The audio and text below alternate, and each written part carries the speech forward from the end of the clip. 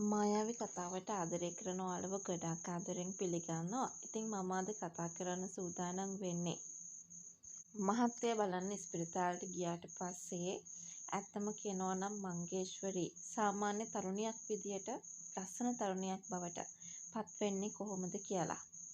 ඇත්තටම මම මේ කියන කාරණයක් එක්ක කතාවේ හැරවුම සුන්දර වගේම පාතිහාරයක්ම අවස්ථාවක්.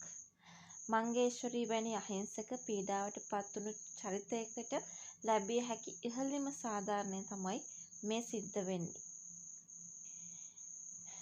මම මේ කතාවේ ඉදිරි ගමන සම්පූර්ණයෙන්ම වෙනස් කරන ආකාරය මෙන්න මේ විදියට විශ්ලේෂණයකට එන්න අපිට පුළුවන්.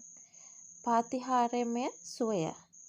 මංගේශ්වරී බිම වැටීමෙන් සිදුවෙන ඒ කම්පනය ඇය මෙතෙක් කල් සිටි මානසික මට්ටමින් මිදී නැවත සාමාන්‍ය තරුණියක් බවට පත්වීමට හේතුවක් වෙනවා.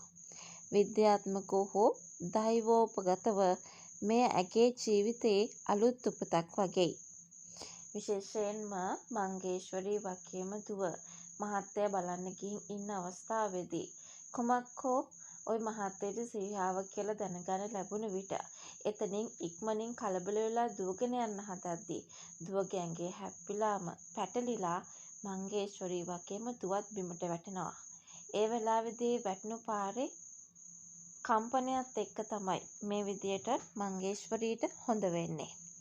විශේෂයෙන්ම යාළුවගෙන් අම්මට මහත්තයාගේ චූටි දුව මෙතෙක් කල මංගේශ්වරීව ඇසුරු කළේ තමන්ගේම වයසේ යාළුවෙක් වගේ.